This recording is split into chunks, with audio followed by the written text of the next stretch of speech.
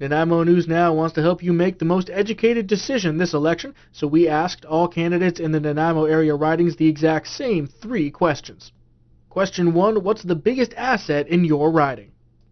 Well, I'd say in every riding it's the people, but if you want something specific to the region, and I expect you were talking about a physical asset, it's the place. It's the place we live in. It's the land, it's the trees, it's the water. So we have to handle that asset as carefully as possible, develop industries that are sustainable, like ecotourism, agriculture, and a sustainable forest industry.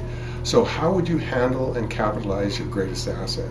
Would you weaken environmental standards to weaken your attraction to tourism?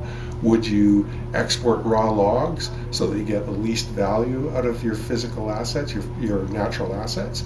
No, I would say that you curtail raw log exports. You add as much value to the assets you have as possible so that you can take as little as possible. And you take the necessary steps to invest in sustainable things like agriculture. That means government agencies like hospitals buying food from local producers. I believe that the greatest asset in the Nanaimo North-Cowichan riding is the people who live here.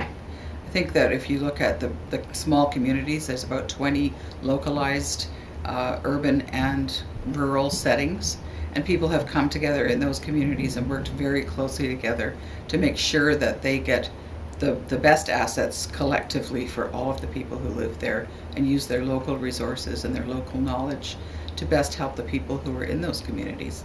I think that when we are moving forward with First Nations on a nation-to-nation basis, and also all of the municipalities and regional districts, school boards, every level of government, those people that are highly engaged will be our greatest asset. Be sure to check back for more videos on Wednesday and Friday.